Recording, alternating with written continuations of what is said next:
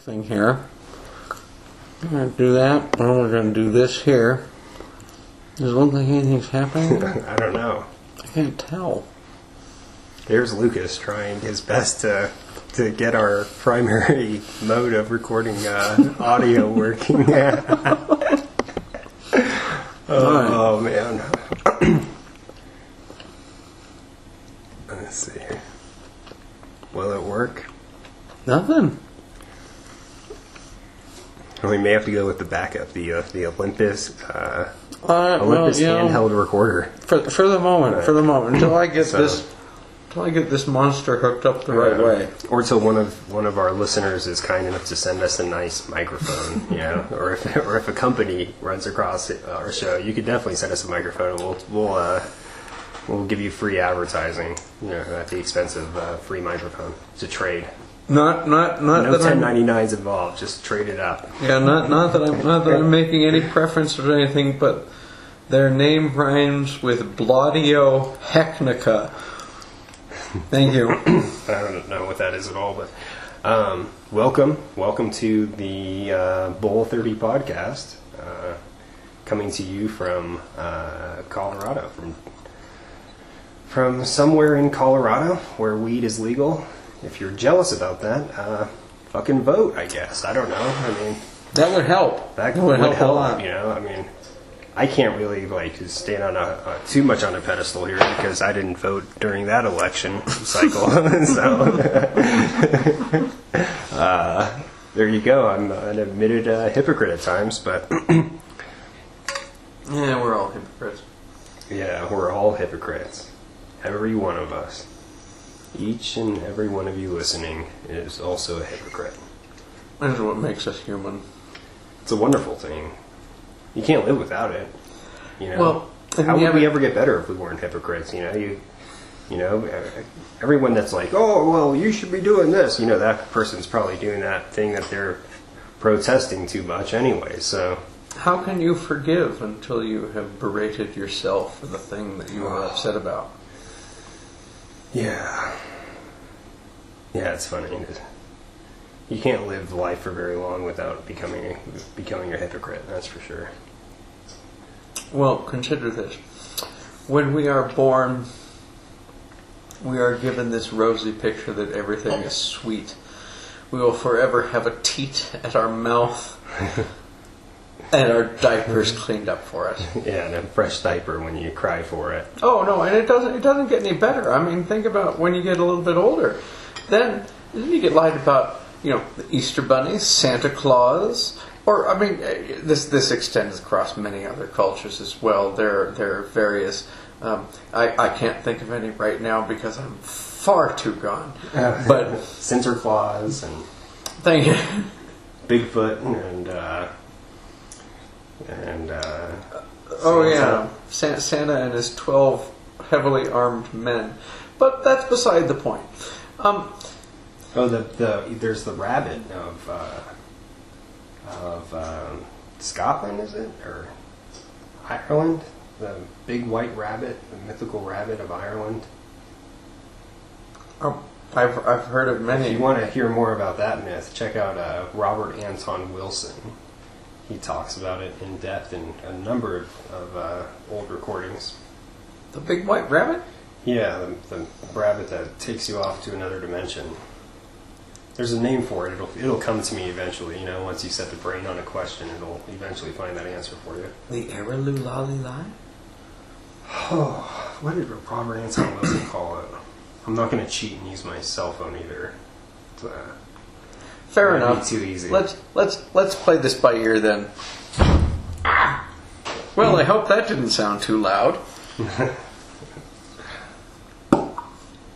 So this is a show where we're going to be talking about many different topics, and today's topic is Bigfoot. And while Evan loads a bowl, I'm going to go stir my soup. Oh, there we go.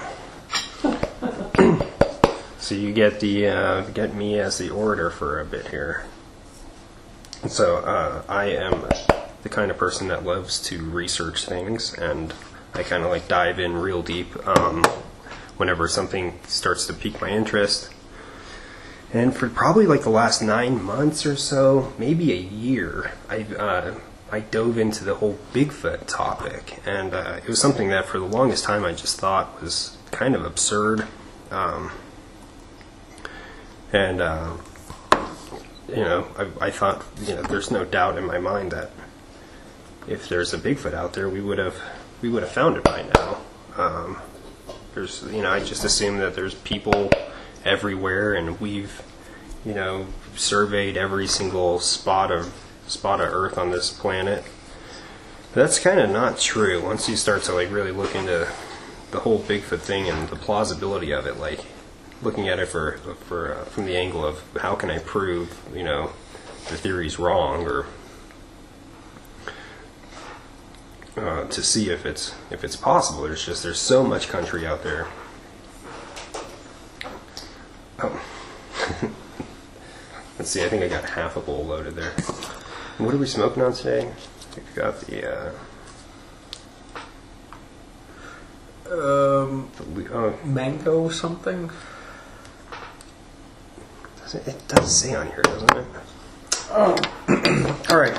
I want you to mango haze. Mango haze, yeah. It's on special right now. Is it? It is.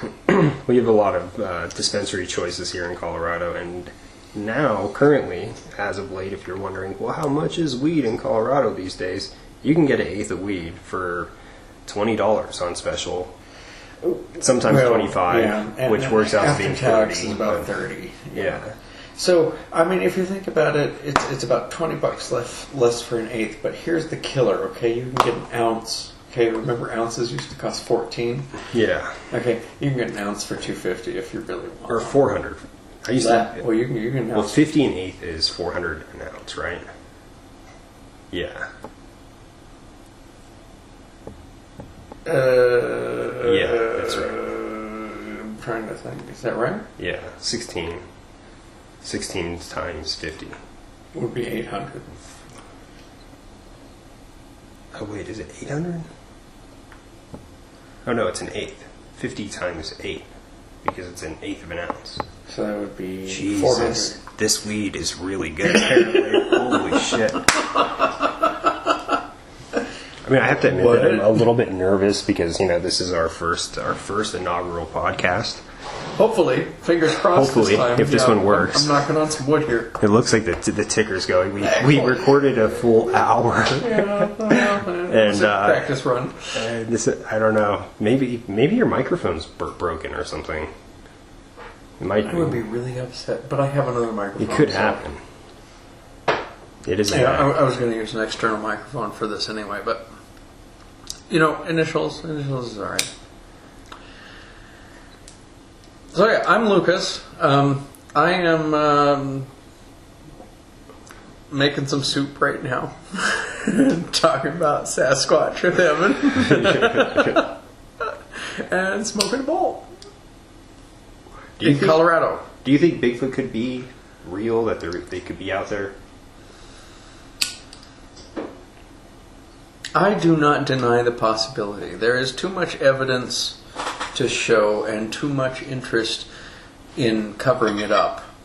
On like a plausibility scale of 0% being absolutely there's no way, and 100% being I know for sure, or I've seen it. If you give me 100% scale, I'm going to go somewhere like 67, 68%. That's a good.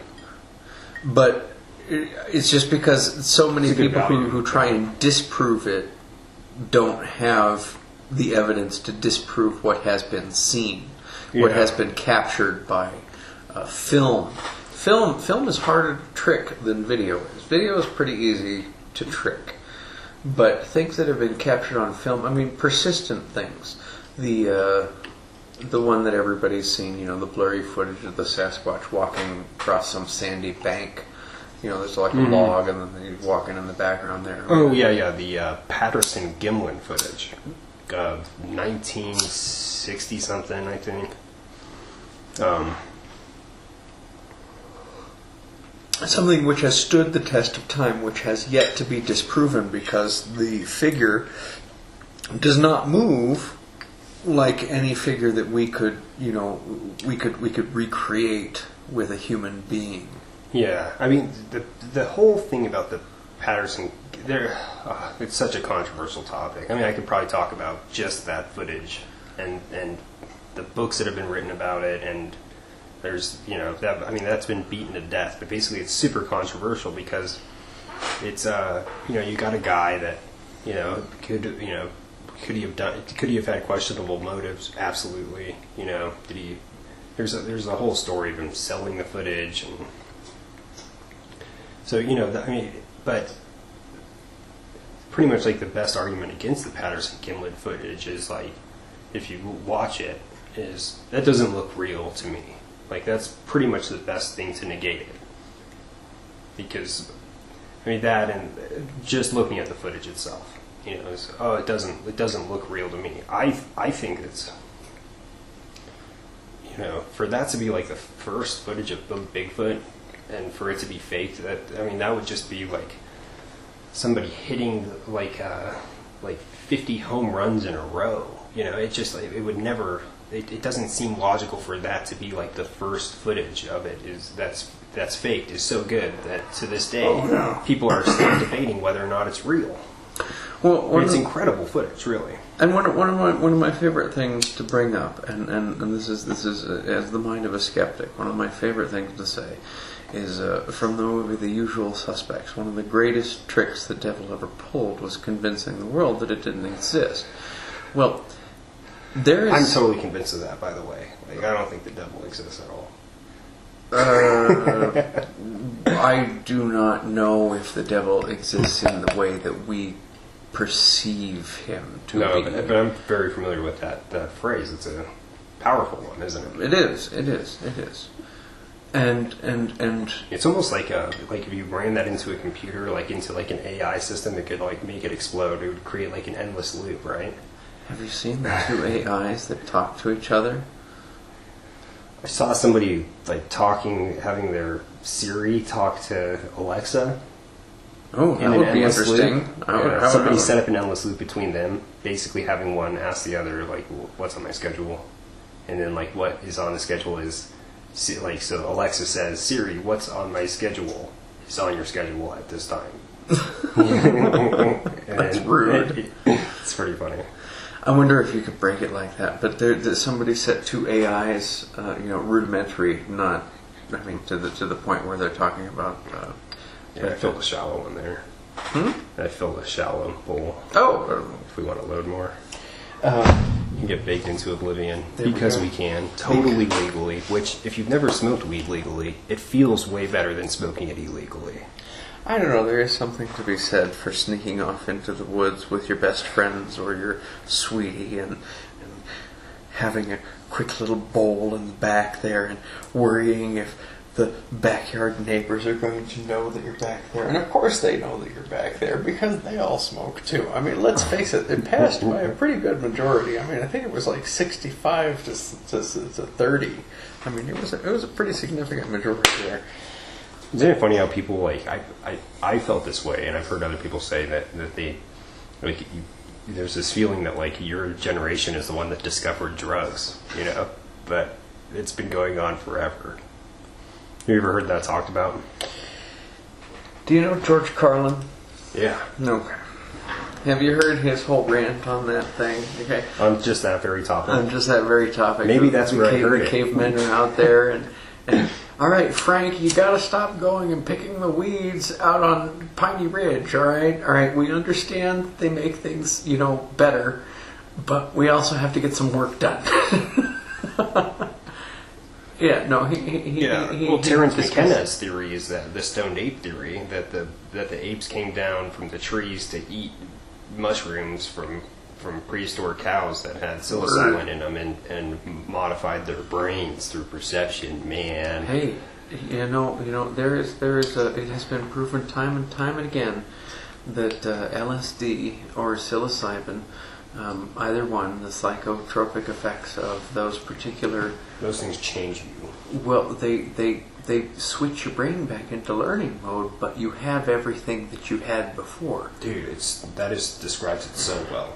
And that's the thing that frightens the ones in control, because if those who are going back to a learning state with what they already have and expanding beyond, I mean, it's you get so far down philosophical roads on that one, but it's essentially saying that the people in control don't want you thinking, and that's been forever. That's been forever. That's why they put fluoride in your tap water. Oh, for fuck's sake. I'm not going into the fluoride argument with you on this one. Okay, I like fluoride and I'm happy to have it. That'll be a whole nother episode, people. But this one's about Bigfoot. So I used to not think Bigfoot was real at all. I didn't think about it ever. I mean, like I saw the Patterson footage and I'm like, oh, that's weird, but, my dad told me that the guy that was wearing the suit said that he had a deathbed confession or something. And then I just kind of figured, okay, there's no Bigfoot out there. It's a wonderful fantasy and all. But then I gave it the time of day. I started researching it, and I came across Sasquatch Chronicles, which is a podcast, a popular podcast. And Wes over there at Sasquatch Chronicles does a fantastic job of interviewing people who have had Bigfoot sightings. And it's almost more of like a support group for people that have seen Bigfoot. Almost everyone that sees it is traumatized by the event of seeing it. Like they experience, depending on how extreme the encounter is. Like if you're people that have just seen it through just when they're just glassing, when they got their binoculars out and they're glassing and just looking around at glassing, they even those people are somewhat traumatized by the experience of seeing this thing.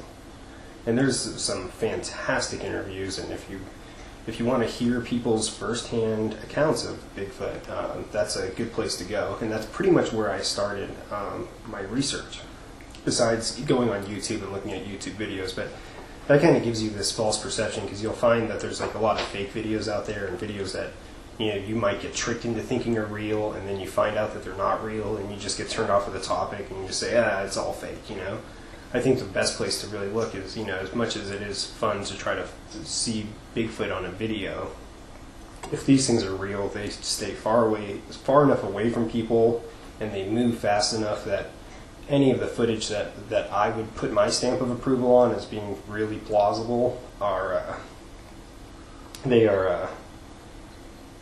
it's not good evidence. I think the best evidence are the thousands of interviews that are now on the web. I think Wes has 500 interviews that are published in his podcast, and then another, there's probably, there's a bunch of people that call him and talk to him, and he gives his time of day and talks people through it, because most of the time they see this thing, it scares the shit out of them.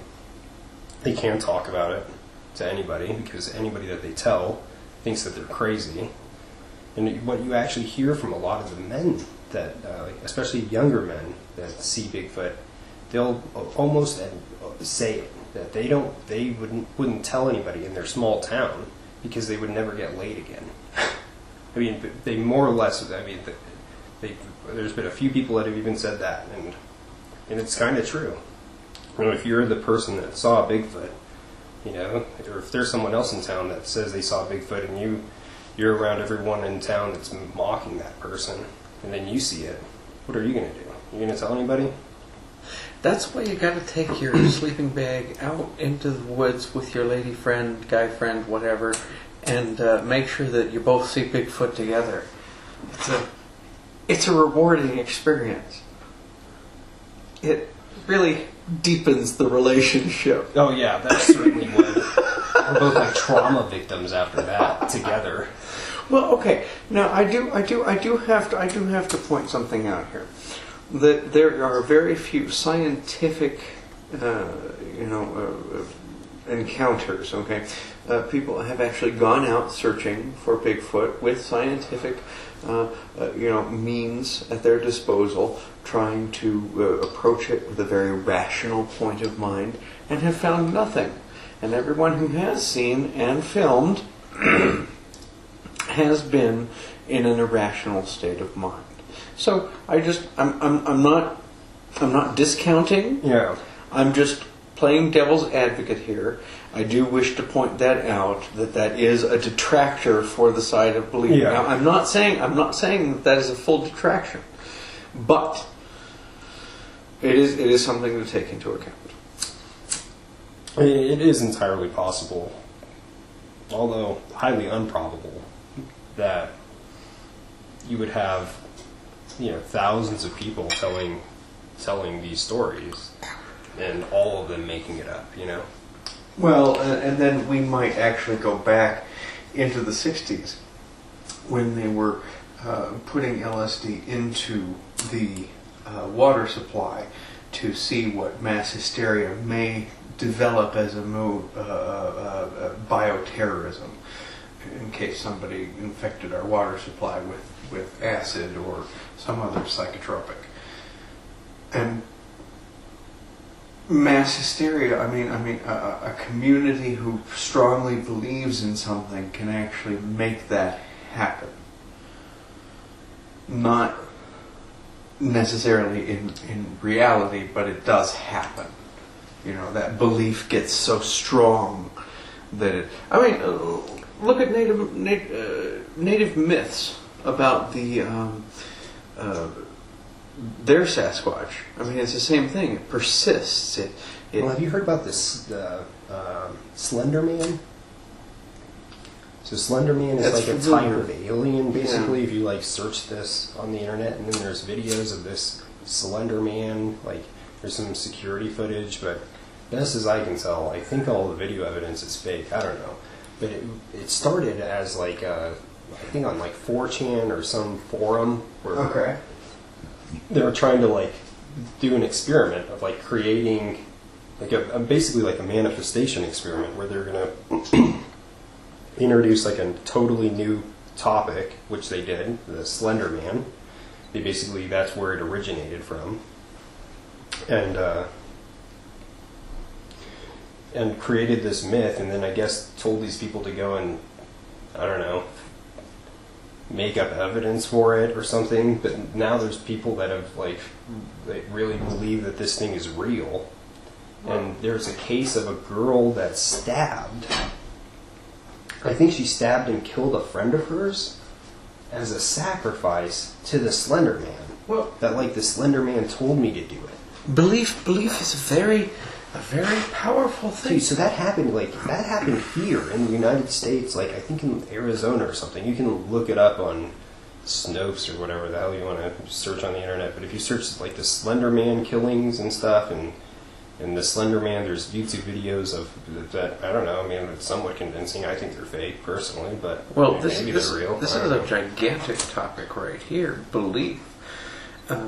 L. Ron Hubbard, you know him, he created Scientology. It was him and Harlan Ellison and someone else sitting around a poker table one night in the 40s. I think it was the 40s. And they said, okay, who can create a religion? And they all decided to go off and create their religions. And L. Ron Hubbard created a religion that became Scientology, which has now grasped people. It was created on the spot on a poker bet. That's something, isn't it? And look at Scientology today. Well, it's ridiculous. It's ridiculous, but it's the secrecy behind it. It's the fact that it's suppressed. If something is suppressed, we want it more. And I think that's what makes a lot of the mysteries of today's world so intriguing, is the people who try to suppress it. Because in the Sasquatch myth, those who try to suppress it, they're very effective at seeding the doubt. Well, people just don't care. I mean, people are busy, like, it's a luxury to be able to have time to research and investigate and educate yourself, I think a lot of folks out there are, like, really busy. They have really busy lives, and they don't have the time to do that, and, they dedicate their free time to other things, like, just, I don't know, watching Game of Thrones on repeat, during the off season. People are jonesing for that. They are jonesing. They can't wait for that next season to come down the pipeline of Game of Thrones. Have you watched it? I've seen the first episode. That's it. If you don't watch the Game of Thrones, if you do decide to give it a try, go past at least the first, like, 5 or 6 episodes, because there's just so much character building that goes on initially. But it is probably, in my opinion, it's the best television I've ever seen. But I'm not really a connoisseur of television programming. But I will watch Game of Thrones under 2 conditions. One, George R.R. Martin finishes the series before dying, and 2, the series finishes on television. If those 2 conditions are met, I will watch Game of Thrones. Until then, I will be what is called culturally illiterate on that particular subject. I will choose to spend my as far as bread and circuses go, Game of Thrones is, like, top notch, man. Once you get into that show, and now it's like they're in their 6th season, I think. I believe this is the 6th so season. now, if you were to jump on it right now, which there's not many people that are left, I don't think. Well, there's a book series called the Wheel of Time series by Robert Jordan, and the bastard has written the final book. The asshole has the final book ready to be published at any time, but he keeps publishing books in between because he's got the most perfect formula set. He knows how to write so that it doesn't matter how many books are in between the beginning and the end. All that matters is the beginning and the end, but he keeps making money in the middle. I fucking hate this asshole. Wait, has he already published the last book? No, he has not. But he's written. Yeah. When he started out, he said, my series is going to be 5 books long. Then it became 9 books. Then it became 13 books. Then it became 15 books. We're at 17 right now. What's the series called again? The Wheel of Time series by Robert Jordan. You recommend it? Read the first one. Do not go past that. You can stop after the first one. I read the second one mistakenly, and then I had to read all the rest of them because it's like it's like a sinkhole. You start reading it and you're like, oh wait, I need more. Oh my god, I need more. Oh my god, I need more. That's like Bigfoot in my life over the last year. Okay. All right. It's just like I just dove in. And you keep finding more. Well, I kind of gave up on it. About like 2 months ago, I kind of stopped researching it. I just couldn't listen to any more Sasquatch Chronicles episodes. Like there wasn't like, for me, there just wasn't any more reason to research it. Like I set out with the quest of like coming up with my own conclusion, which I came up to. Like I would have to say if I had to bet if I was given the bet to bet my life on it, I would bet that there definitely are Bigfoot out there. Okay. All over the United States. All right. If I had to bet on it, yeah. But is it possible that I've misinterpreted a lot of evidence and been tricked over and over again along the way? It is possible. But my better judgment tells me, like, for sure those things are out there. And that's a really, really scary thing, if they are. I think they are something to be, like, really, really afraid of. Why? Because they've coexisted with us for not to millennia. be afraid of, but to respect. Like how you would respect a gorilla in the wild, in like the most PETA or a PETA approved way. The People for Ethical Treatment of Animals, PETA, that's what it is, right? Yeah. That of just leaving them alone, totally. You shouldn't even set your eyes on them. If you see gorillas in the wild, you should go the other way. And just like if you see a bear in the wild, if you see a Bigfoot in the wild, I would go the other way. And that's what the Native Americans say. They say that they're another tribe of people, and this is most of the Native American tribes. They don't refer to them as an ape. They say that they're another tribe of people, and you just leave them alone.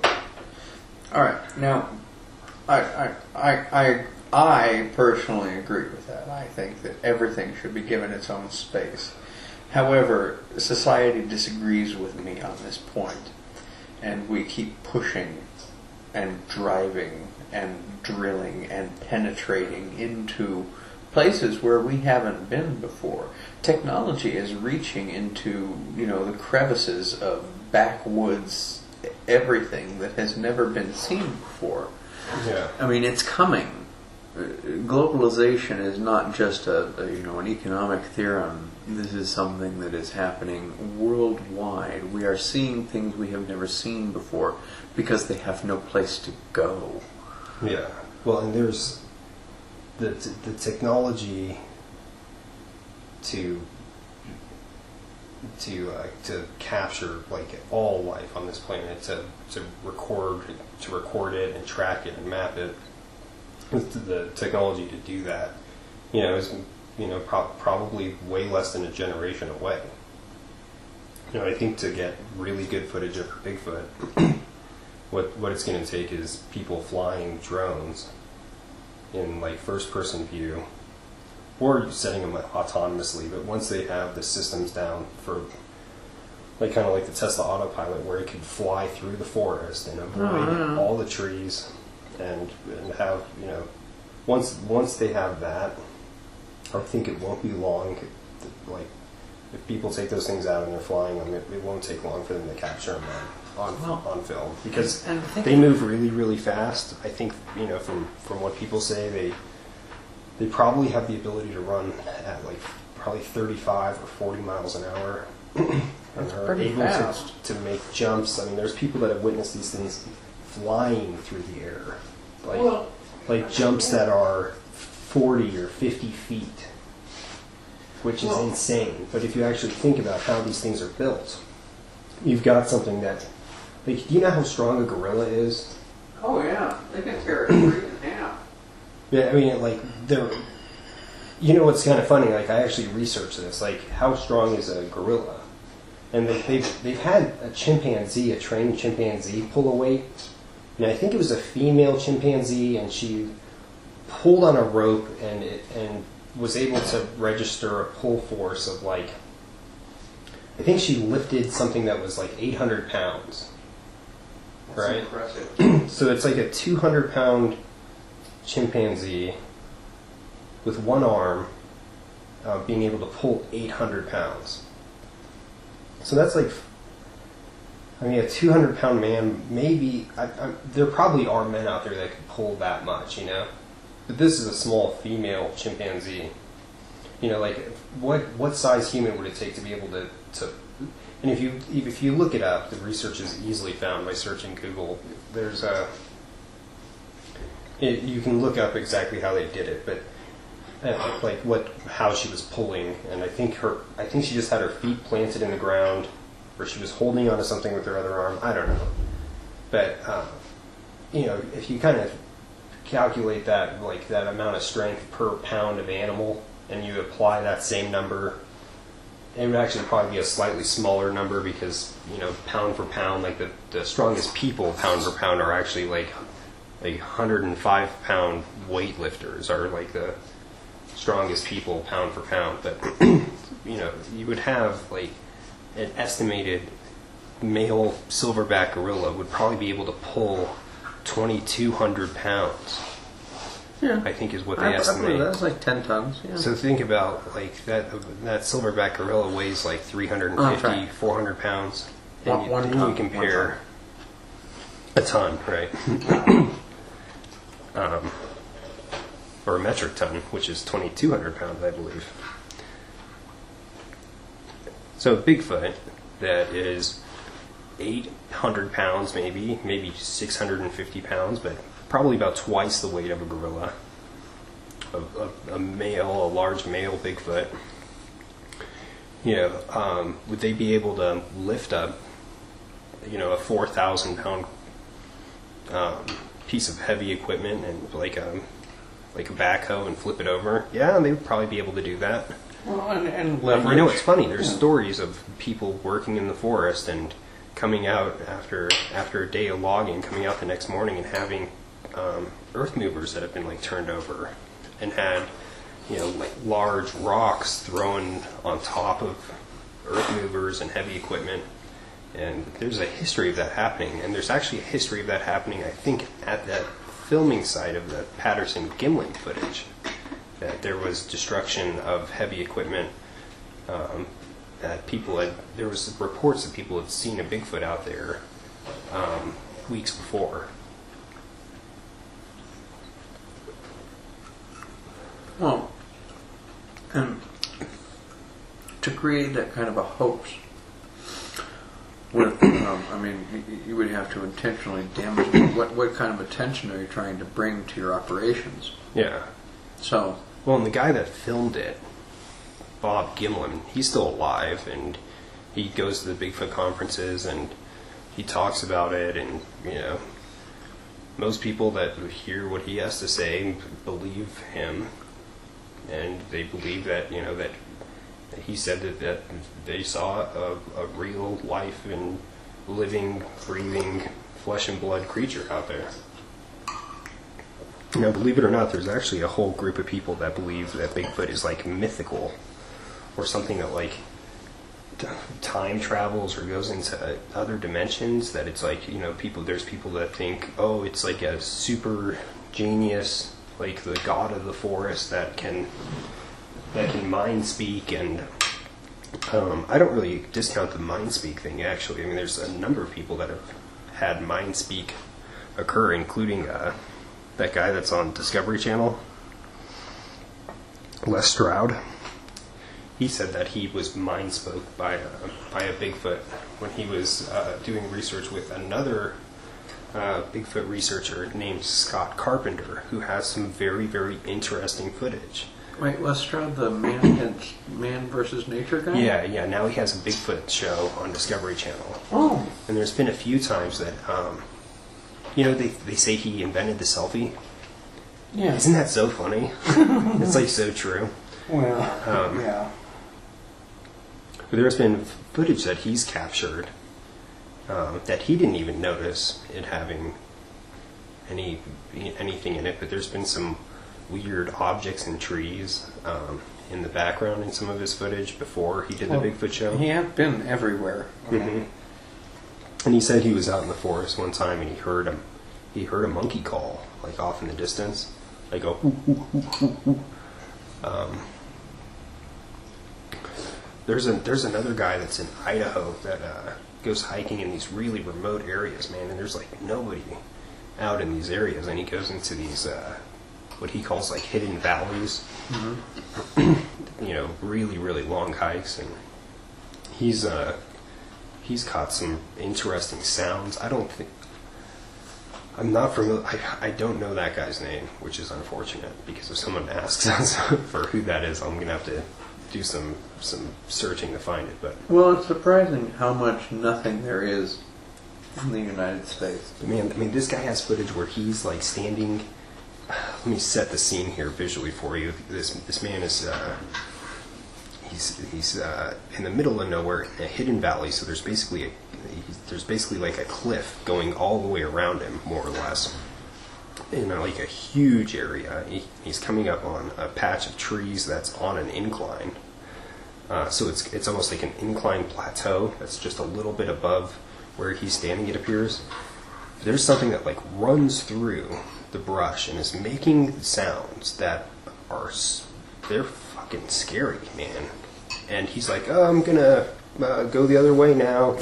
He backs up, he backs out of there, and and it's like, what?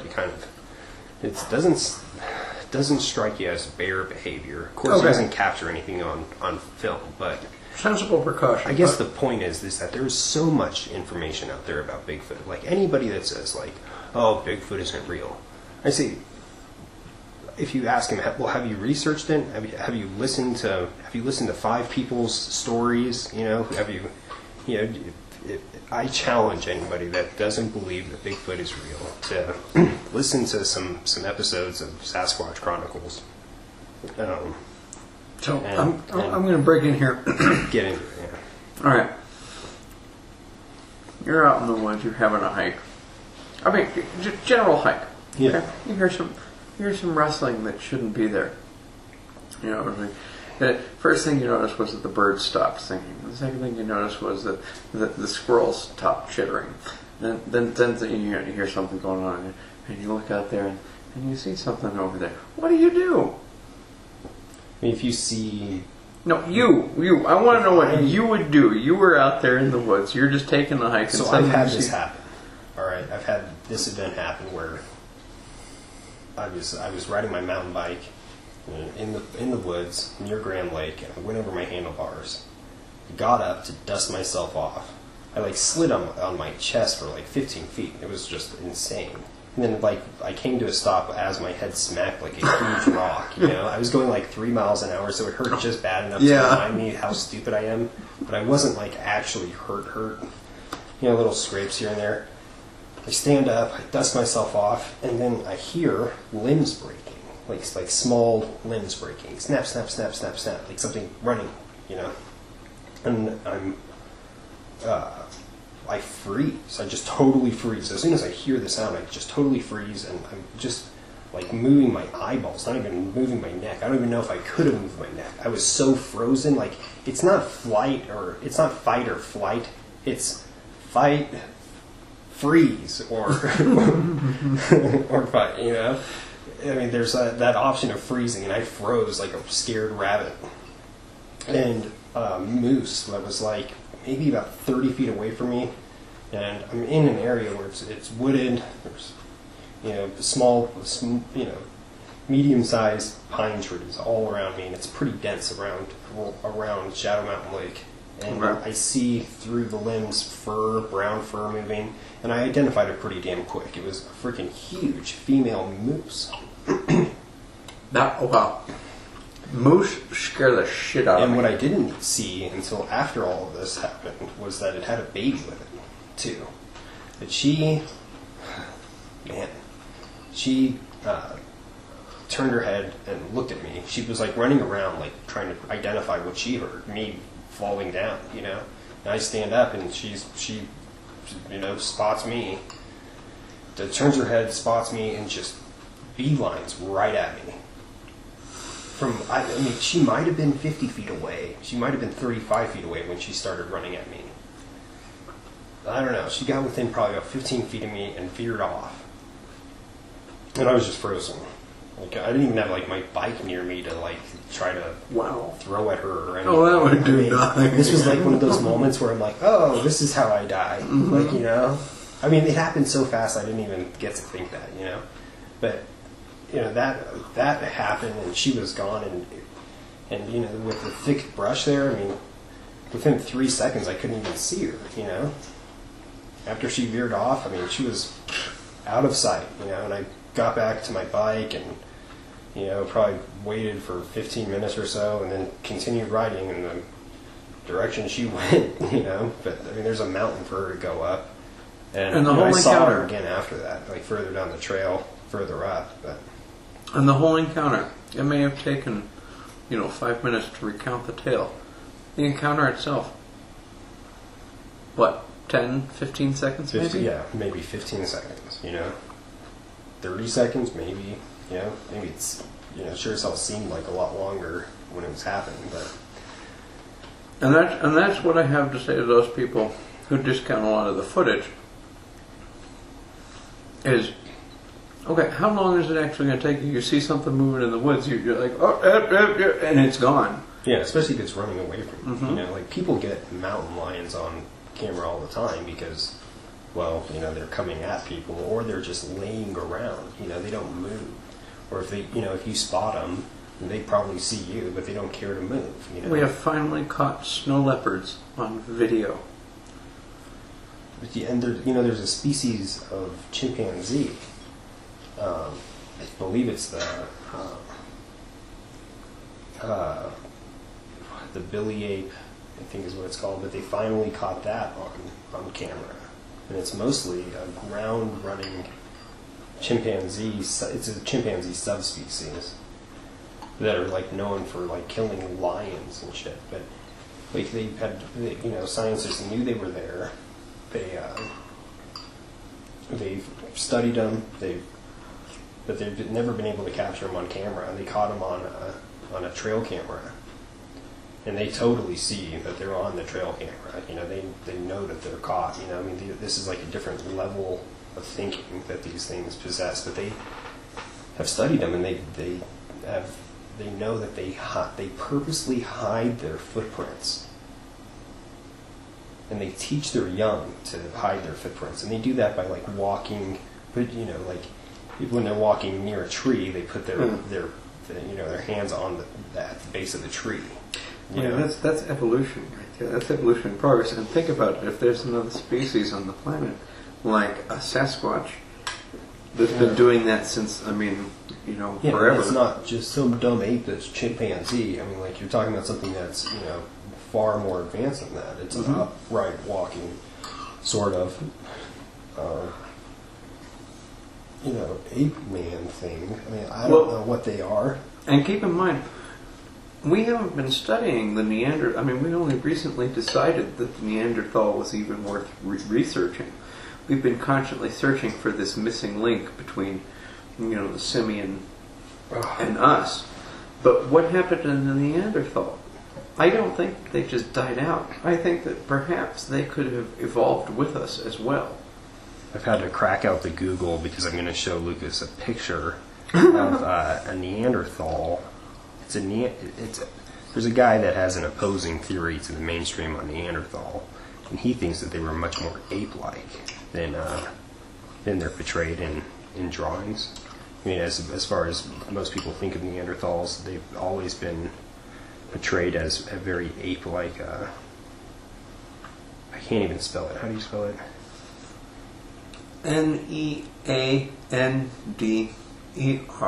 Neanderthal.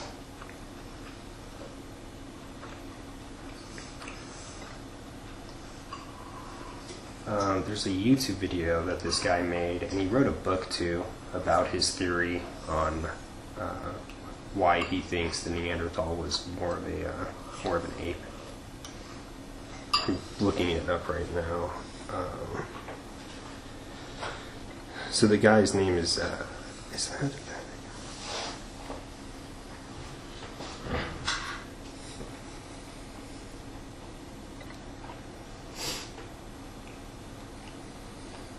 I think that's right. His name is Danny.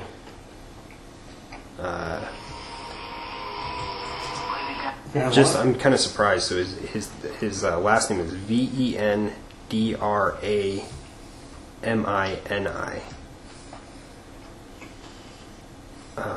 Vendramini?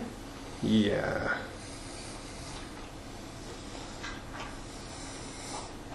It's like an Indian name.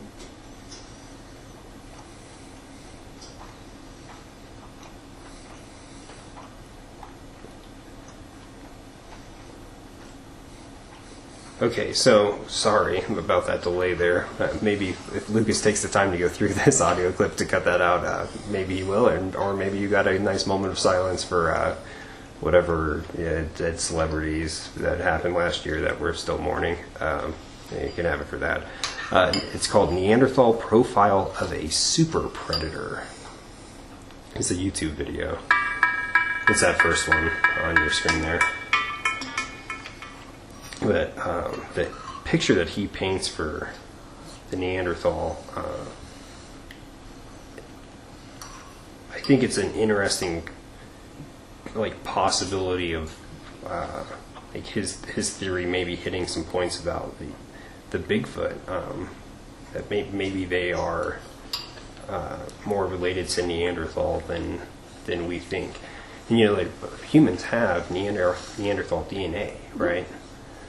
And I think white people typically have up to like 3.5 to 4% Neanderthal DNA levels.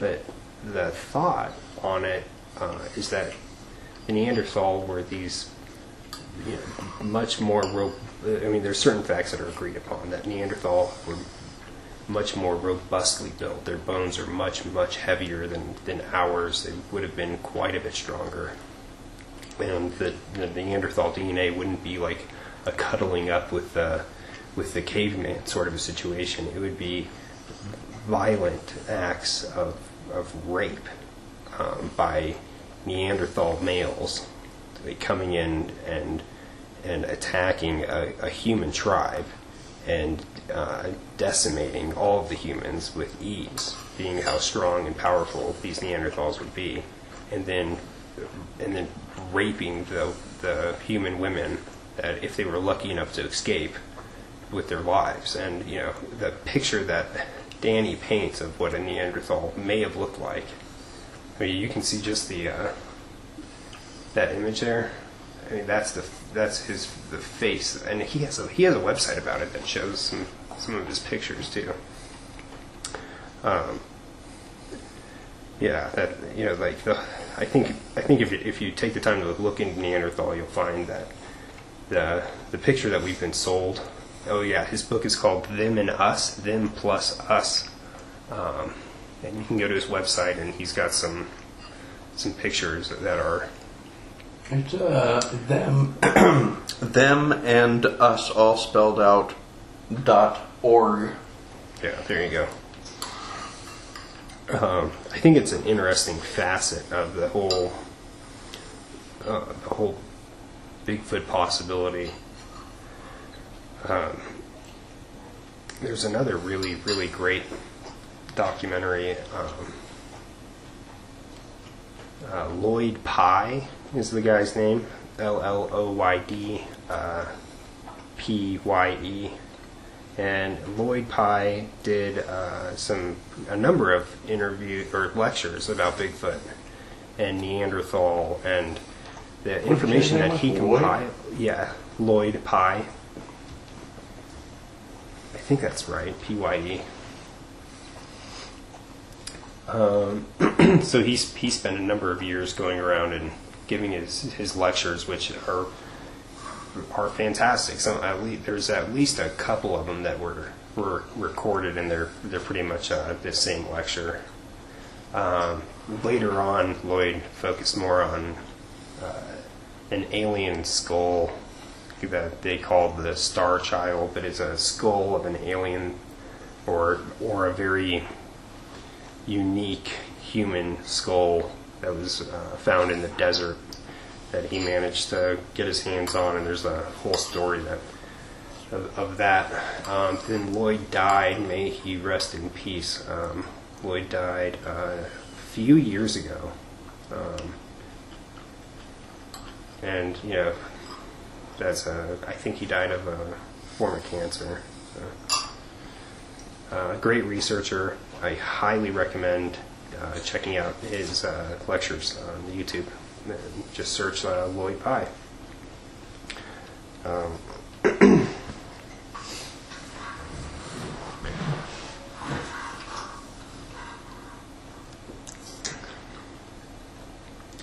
So my thought is, if Bigfoot exists, then it is a very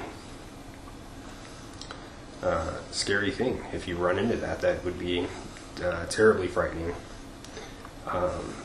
There's another great resource, the BFRO.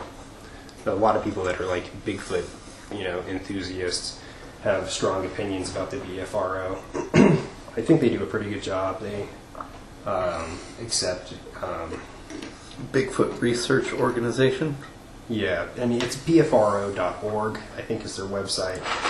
And they collect sighting reports, so if you've seen Bigfoot and you want to submit a report, you can go onto their website and submit a report. And I think they don't even publish the report until they've done a follow-up. And they have a number of researchers or enthusiasts or experts or whatever you want to call them.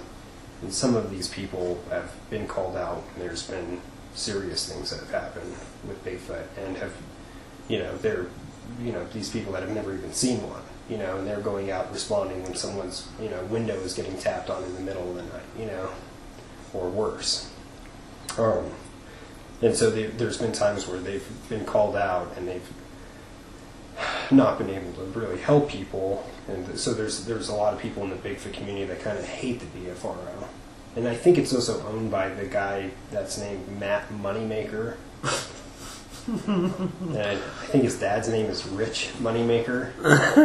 But I mean, you just know you're dealing that's with unfortunate, Like, what are the odds that Rich Moneymaker or his son are not douchebags? I mean, like that's kind of like a name that precedes you, right?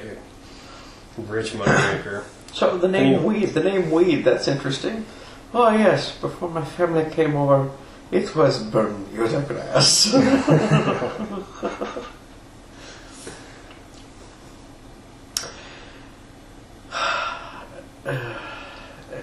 It's just remarkable how many accounts there are.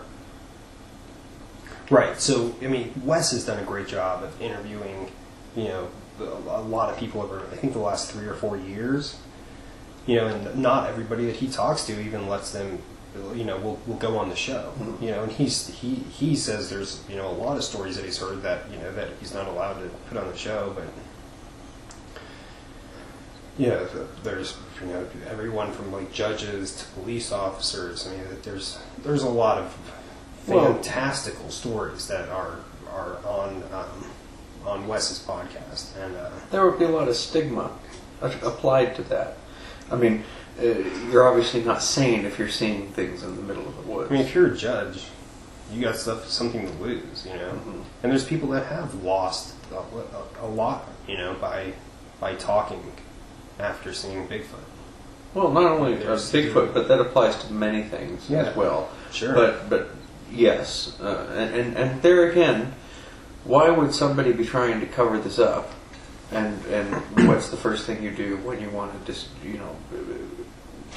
get rid of something? Is you discredit them. Yeah. And or you burn it.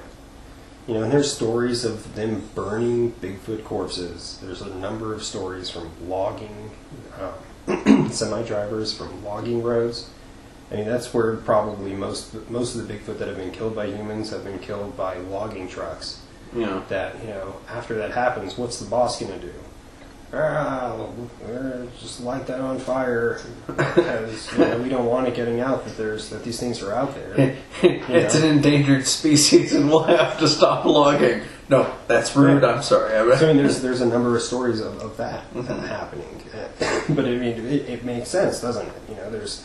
There's with anything, there's people with things to gain and for things to be lost with most things that are hidden from us. And that's why information is typically suppressed, because there's somebody's got money coming in that they would lose. And this is something that's talked about a lot by Bigfoot people, that the forest, if everybody knows that they're out there, are people going to go camping? Would I go camping? Ooh, that's a good question. Why not? Within certain limits. I don't think I would go, unless I'm trying to run into one of those things, then I would go out into the remote bush, Yeah, but I don't think they want to be found. I mean, I think every occasion that has been found of them has been an accident. I think there's been a lot of people that have been killed by it. And Teddy Roosevelt wrote a book, right, about hunting, a hunting book. Mm-hmm. And in his hunting book, he talks about a story of about 2 trappers that went out, and one of them got killed by a Sasquatch. And there's the whole story, and that dates. I think that was an older older hunting story from Sure. Yeah. Well, 1920s or 30s or something. The fact of the matter is that this story is persistent. Has been around for a very long time. Oh yeah, lots of Native American stories. I think every single tribe has a name for it. And the translation of like some of the names of Bigfoot are really, really funny. Like there one tribe, the translation is like the one that sits when he runs. And like if you watch some of these videos that they are claimed to be real, like Patterson Gimlin, that Sasquatch kind of looks like it's sitting when it runs. And you see that's kind of one of the monikers of like either a really good fake or the real deal, Well, and if you ever tried to walk like that, it's not easy. I think there's crazier implications about it, right? Like, let's say it's identified tomorrow, and you got this giant specimen that gets hauled in, and it's got the face of a man and the body of a Superman gorilla ape. Yeah. I mean, how does religion deal with that? Oh, they'll spin something. They'll spin something about that it was a fallen angel or a demon from the deep sent up to tempt us with the ways of evolution.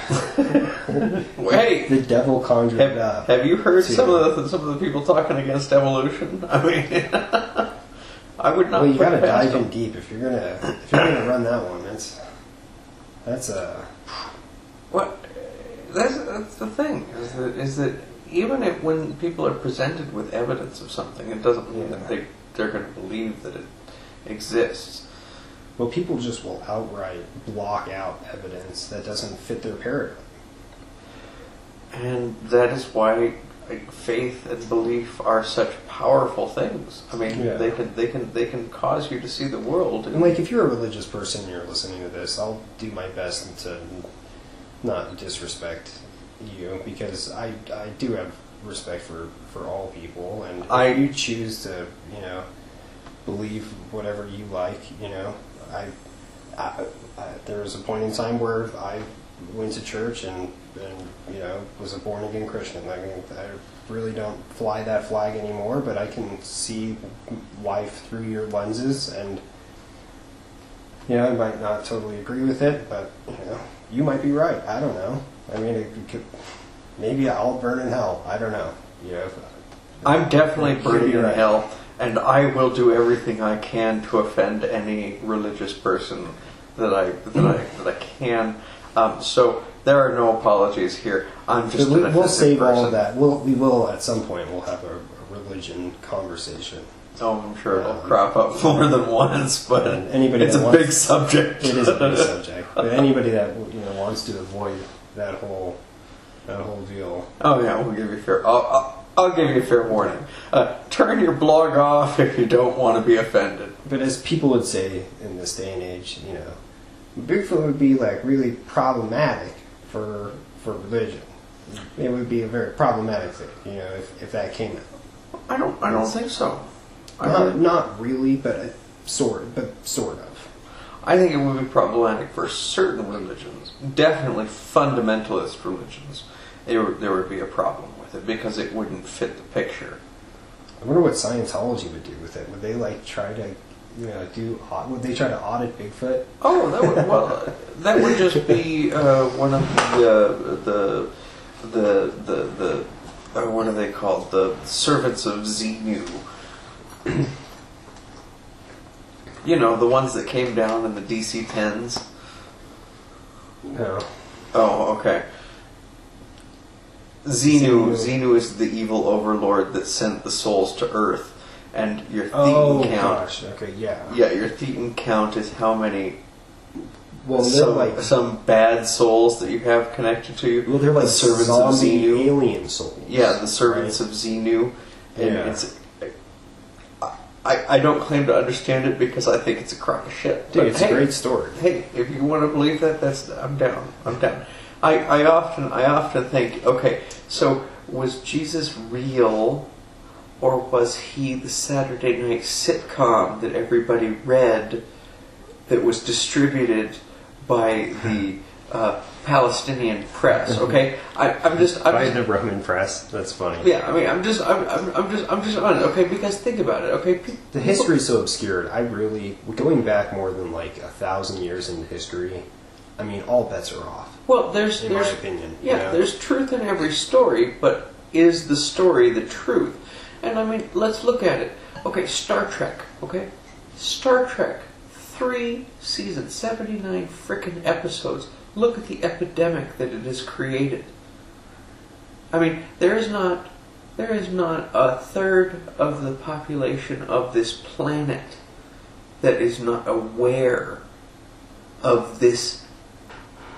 Star Trek. It's a story. It's a fucking story of some people who went off. We're enamored with it. And so think about it. What is the Bible? It's a collection of stories. None of those stories were actually written. I mean, the first one that we have for the New Testament was written 80 years after the whole thing could have happened. been 60 years. Well, I mean, give me a break, okay? A story after 10 years. Yeah, I know, a story after a year. Well, and then, there's like the Josephus conundrum. He was like a historian that was living around that time. And like there's books of his that have an account of Jesus in it, right? And then if they found like older manuscripts that didn't have that in it, so it was like added later. And like that's a historical fact if you look into it.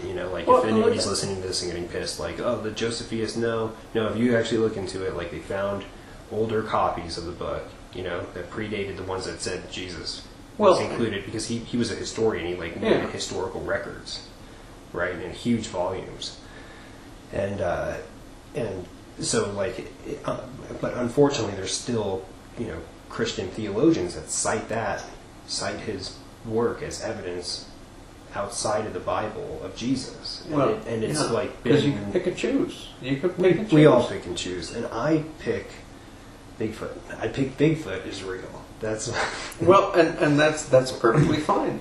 I would dare anybody to prove Bigfoot for me, but I would also dare anybody to prove that anything that has been captured. I mean, some things, yes, they have been debunked, and it is quite easy to say yes, that is false. But there are some things that are very, if they were done, they were done very, very well. Well, when you look at if you're trying to discern if something's real or not, you can look at the body of evidence that exists, right? And a lot of this evidence is testimony of Bigfoot, right? People seeing it. And BFRO has if you look up if you go on their website, you can look at recent reports and you can go through all of the reports that they've published, and there's a lot that they haven't published, but you can see what the number is, and they're up to 50,000 something or 60,000. Okay, so significant. Let's say this, okay? Look at it from a mathematical standpoint. All right, let's say that of that 50,000, let's say 1% are real, right? Let's say that 1% of those sightings reports somebody actually saw what they can only describe as a Bigfoot, right? A really, really good sighting, okay? All right. I think that it's more than 1%. So that's five. That's still 500. Okay, so you have 500, right? Okay, now but let's take that 500 and reverse that backwards into the population of people that have seen Bigfoot, and how many of the people that actually see Bigfoot where they're holy crap, I saw it, I know it's real, there's no doubt in my mind, I didn't misidentify it, I was too close, I saw it, it was not a bear, right? How many of those people are going to go and fill out a report on one of many Bigfoot report accepting websites and go through the trouble of doing that? I mean, is it going to be half of the people, or is it going to be I think honestly probably about the same, probably about maybe 5% of the people would actually go and fill out a report. Now, let's also add into that I've seen UFOs, okay? I've seen things in the sky, and we'll talk about this in another episode when we do our UFO ones, but I have seen and I looked for 15 years before I ever saw a real UFO, and I got really good at identifying planes, and then there was I don't think that I'll get into it at some point, but the point is, I didn't go through the trouble of going and filling out a sighting report. I don't care. I don't care if the rest of the world knows about what I saw. It's a personal experience, and I'm, how many people that see Bigfoot are going to go onto the BFRO's website? I'm going to guess, let's say, 2%. Well, let's also remember the ridiculous principle, which states that if you see something that is completely out of line for your reality, if it were, so you're driving down the road, there's a car that has a large shark on top of it. You're probably not going to remember that car. Believe it or not. Yeah. You would think that you would remember that, but you are probably not going to remember that car. There's that whole thing about not seeing things that you're not familiar with, And you've all experienced this when you're at a friend's house and they say, "Hey, can you go in the other room and grab this for me?" And they tell you to go grab something and you can't find it. Mm-hmm. And you go back to them and you're like, "Yeah, I can't find it." And then they're like, and they go over and they point it right out to you and it was right in front of you, but you're just not, you're looking for something that you haven't ever seen before, or you're looking at something you've never seen before. It's so outside of your realm of your scope of what you believe is real. Your brain just doesn't, it's like it did not compute. Mm-hmm. Doesn't get processed in other way. Because the brain doesn't actually pick up everything that you see. We have something like 80 billion bits of information being perceived visually and audially and by all of our senses every second. But we're only consciously aware of about maybe 2,000 or 3,000 of those bits of information, and that's some research that's been cited. I was going to say about 3%. So you think 3% of... Okay. Oh, what? Okay. So how many people that see Bigfoot are going to... We're talking about an infinitesimally small number. So 50,000 is significant. Yeah. But let's say, of the people that see it, how many people are going to go onto that website? I mean, it's probably not... Well, that's... Is it 1%, So let's say it's 1%. So that 500 reports that are real, the 1% of the reports that are there on their website, and then you reverse that math backwards, and you multiply that back up, so you have...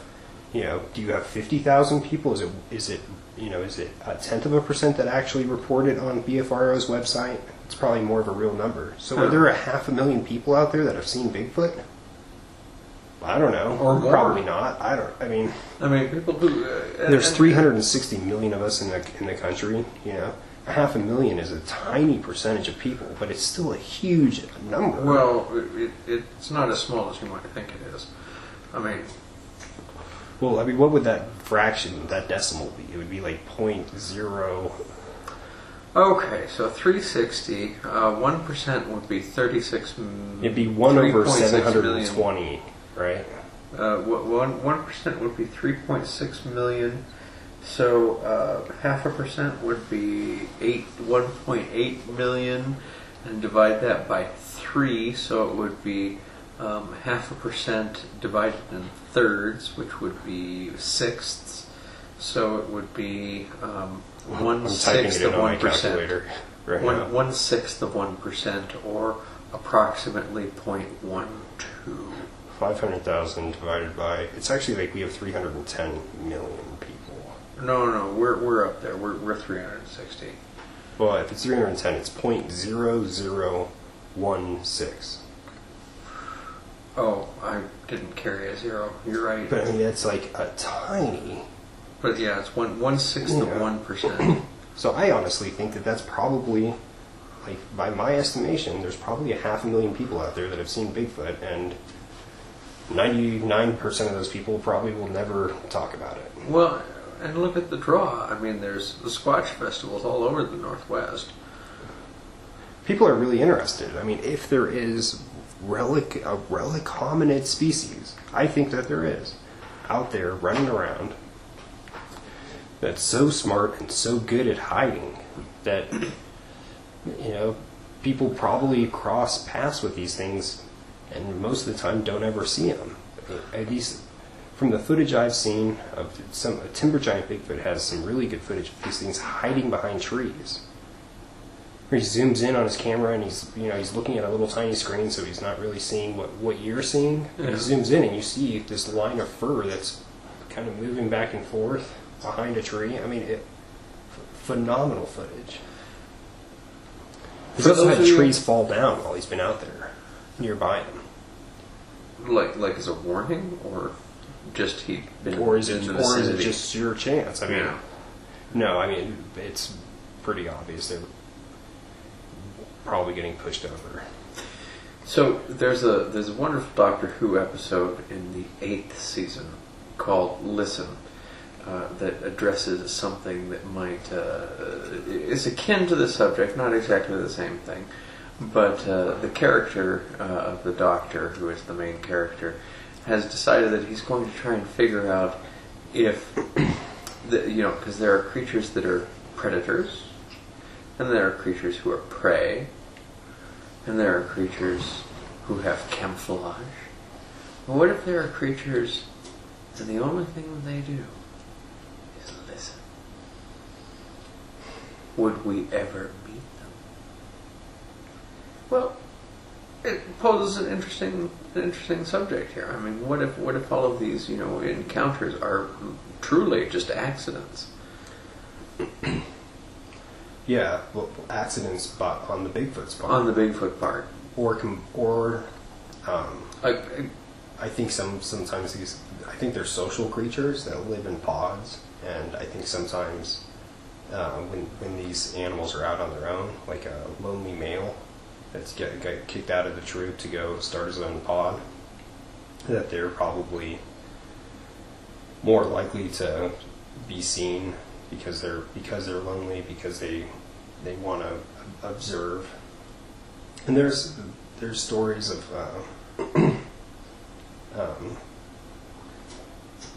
I think there's a story of a cabin in Alaska, and the family went up there and somebody saw something out of the window, and it's like a vacation cabin. So you figure this is a place where there's a new group of people there every week, right? And they asked the owner, like, is there something out here? We thought we saw something out in the bush, and blah blah blah. And the lady took them out and said, oh yeah, they sit over here. And there's like a pile of bones from small animals that they were eating. And it's like, she's like, it's like dinner and a movie to them. That they come out here and they sit there and eat their meal while they're watching the visitors in this cabin. Don't go out to Piney Ridge, I tell you what. Well, I mean, like, you have to think about like the life of average Americans. Like, if these things are living nearby people, which it seems like they are, maybe rummaging through trash every once in a while, or just observing us, and watching people walk by on hiking trails, and if that's their pastime of doing that, and if you're at home and you're not looking out your window thinking there's Bigfoot out in the woods, most people would never, if they're stealthy enough, you would never even notice that they're around. And then people piss them off. And had always assumed that he was the most intelligent species on the planet instead of the third most intelligent. Yeah. The second most intelligent being the dolphins. Man, dolphins are wicked smart too. But But the primary intelligent species on planet Earth were the mice, because they were really pan-dimensional beings. Right. They're gods in another dimension or something, aren't they? Well, we've actually discovered the Sasquatch were the second most intelligent species on the planet. So there's this darker side to the whole Bigfoot conspiracy theory that the government knows about it. That like there's that the U.S. Forest Service and the Department of the Interior, that they have task force of people that are, you know, like armed super soldier types, you know, like the cream of the crop, that, you know, the expert gunmen that are on hand to deal with any of these Bigfoot if there's a bad apple. That, like, you know, it's most Bigfoot believers would say, and I'm a Bigfoot believer, so I'm going to just approach it from being that person from now on. That, you know, that there are that they're out there, and so, you know, you'll have Bigfoot that will that'll go crazy, or they'll have a bad run-in with humans, like someone will shoot at one of them or accidentally kill one, and or one just goes crazy. So is there like a truce between? Oh, so there's certain levels to this conspiracy theory, right? So there's like this entry level that you've got, you know, the government's keeping an eye on them, and if, you know, if they're getting photographed too much or anything, then the government will go out and kill them, or kill one of them, you know, to set the other one straight, and they'll you know, Men in Black style, come out and take any evidence that they need to, and threaten people. And there's stories of people that have been threatened by, you know, quote unquote Men in Black types, right? And, you know, reports of Department of Interior stickers being on trucks entering areas where Native American tribes know that there's Bigfoot, you know. If Bigfoot starts showing up too much, or someone shoots one, and these guys roll out, and well, that seems like an awful lot of trouble. So then there's another level to this conspiracy theory, right? So we had Mount St. Helens volcanic eruption. If you've never seen the video of it, check it out. Phenomenal, absolutely phenomenal. 1985, right? 81. Was it 81? Uh-huh. I thought it was 85. Nope. All right, so that happened, and obviously you have pyroclastic flows, and forest fires, and response teams. And there's a story that there's a response team that, if you want me to cite this for you, you know, just ask in the comments, and I'll find you the link to the story. I think it's on a episode of the WTF Files, Mount St. Helens Bigfoot. You should be able to find it pretty easy. The gist of it is that there was a few Marines, and one of these Marines told the story that they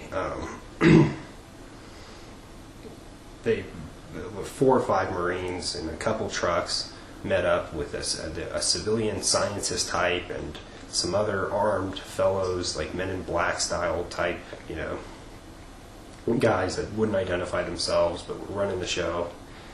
And they went to a cave, and the scientist got out of the truck, went up to the cave entrance, and spoke in some weird language into the cave, and out came this Bigfoot.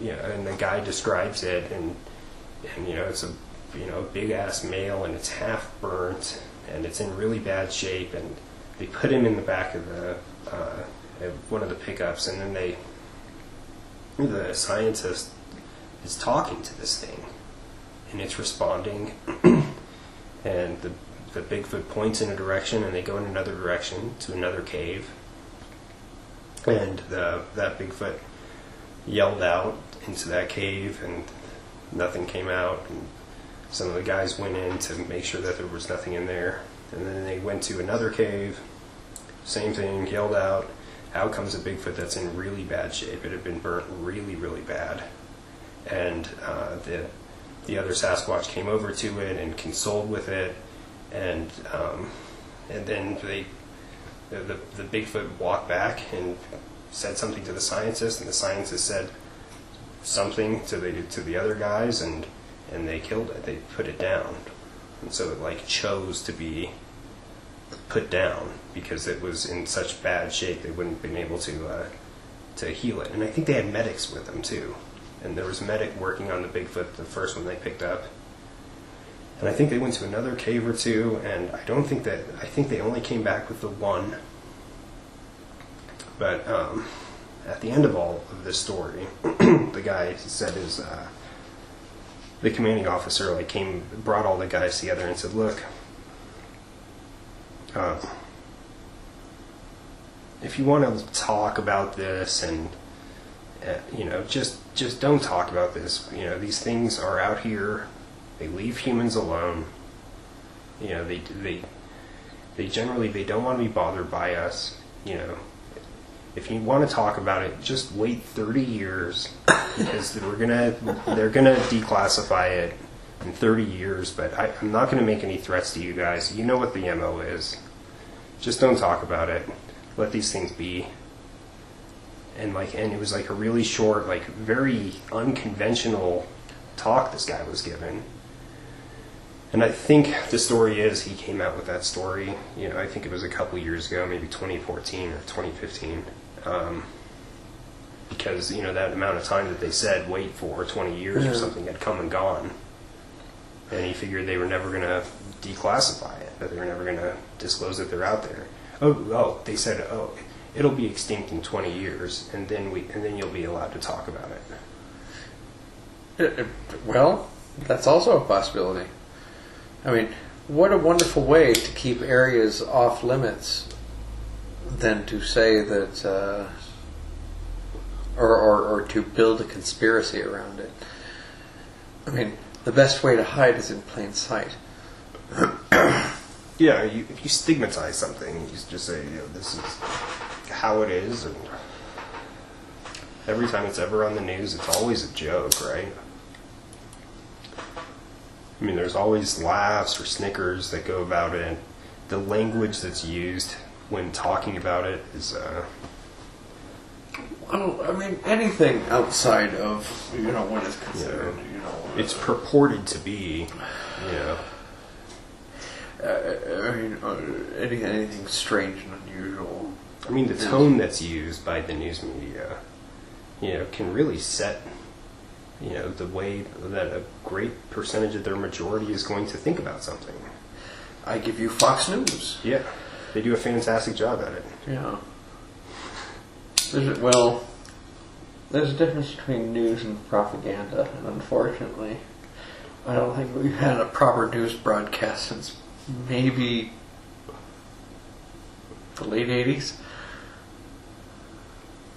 I saw a really good news broadcast that went up, I think yesterday, by Ben Swan of CBS. He covered Pizzagate, and he actually covered it, he gave the conspiracy theory. I guess people would be upset by me even saying that it's a conspiracy theory, but. He gave it a really fair coverage. I was floored by his coverage. Absolutely floored. One of the best pieces of news journalism I've seen. It's the best piece of news journalism I've seen in my life. I'll put it that way. Being someone that has researched Pizzagate, and then you see what they've said in the news media leading up to Ben Swan's report. If you look at the difference, it's startling. Absolutely startling. Who does he work for? I think it's CBS. CBS 4 and I don't know. A local affiliate? Or Okay. He's a local, But it's his show's or his segment is called Reality Check with Ben Swan or something like that.